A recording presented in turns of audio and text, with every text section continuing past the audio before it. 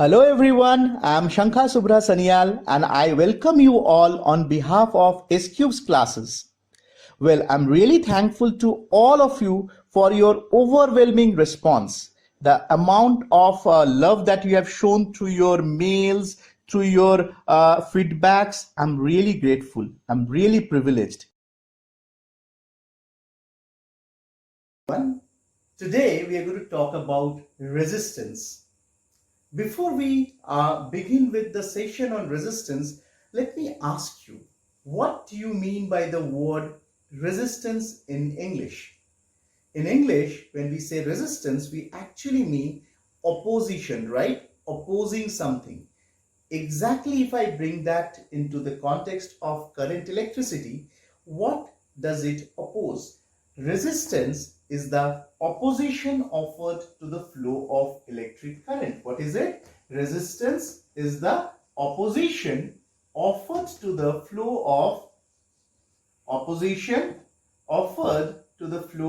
electric current.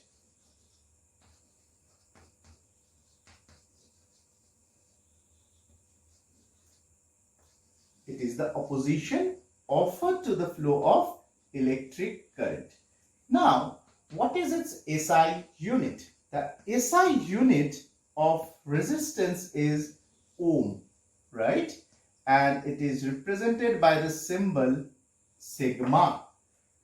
Resistance, we must need to know what does it depend on. Any conductor will be having resistance. We should be very much aware of what are the factors on which the resistance of a conductor depends. The factors. The first factor on which the resistance of a conductor depends is the length of the conductor. What is it? The length of the conductor. This is the most important thing. One of the most important thing that we have. So, how does it depend? I'll give you an example. You draw an analogy and it will become easier for you to understand. Suppose I need to travel a distance of 5 kilometers. A resistance is like a speed breaker. Like, when you move on the road, you're moving in a vehicle, what happens? When you come across a speed breaker, you tend to reduce your speed, cover it up, and then increase your speed once again. Similarly, over here, suppose the length of the conductor is 5 kilometers. So the amount of resistance that it will be offering would be lesser as compared to if I have a, say, 15 kilometers long resistance. That means resistance depends directly with the length. More the length of the conductor, more would be my resistance. So can I write length of the conductor and resistance are directly proportional, or just the other way around? Let me put it the other way around. Can I write it resistance of the conductor is directly proportional to the length? That means with the increase in the length, my resistance increases, and with the decrease in the length, my resistance decreases. I hope till this point it is clear, right? Let's come to the second one. What does it depend on? The second factor on which it depends is the area of cross section. Area of cross section of the conductor.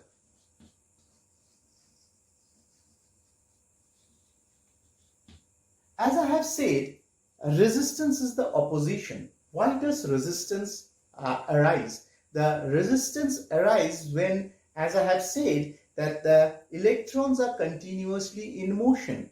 Now, when these electrons are moving around, they collide with each other. The collision between the molecules actually results in the resistance. So, over here, if my area of cross section is broader, the chances of collision is less. Since the collisions will be less, that means my resistance will be less. So what do I infer from here? I infer that if the resistance of a conductor is taken with terms of the area of cross section, then they will be inversely proportional to one another. Why do I say they will be inversely proportional to one another? Because if the area of cross section increases, the resistance will decrease.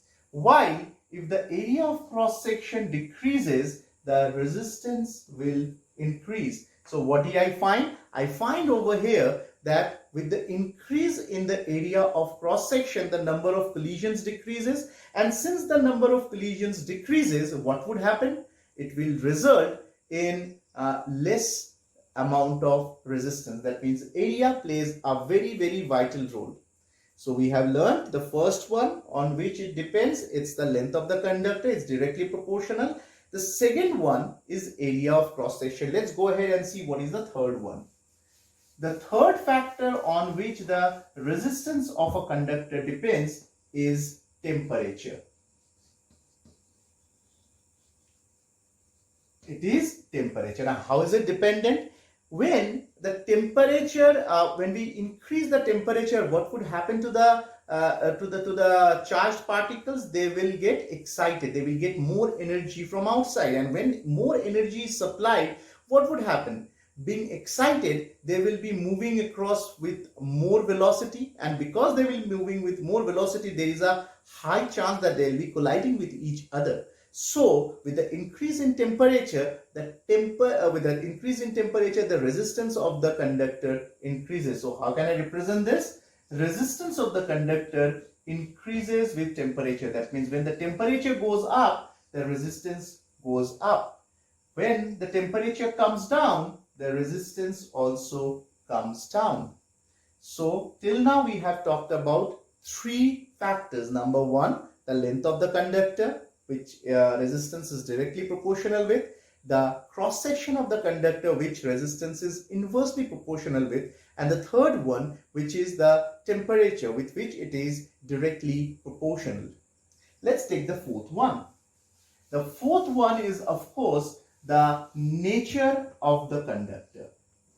It is the nature of the conductor.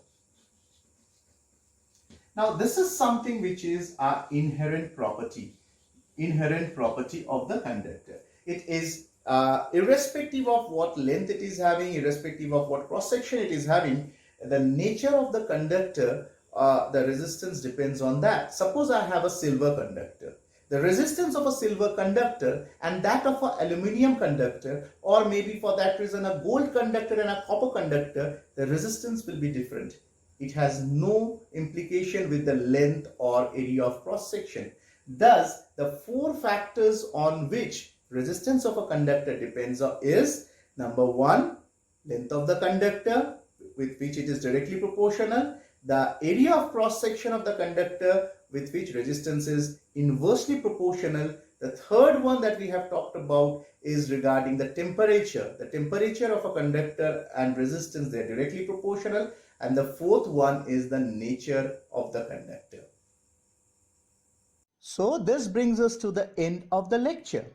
Well, before I sign off, as I always do, I would request you, in case you have any queries, please do feel free to write to me at scubesclasses@gmail.com, or you can WhatsApp me on the numbers given on your screen. It would be a privilege on my part to be addressing your queries. Thank you so much.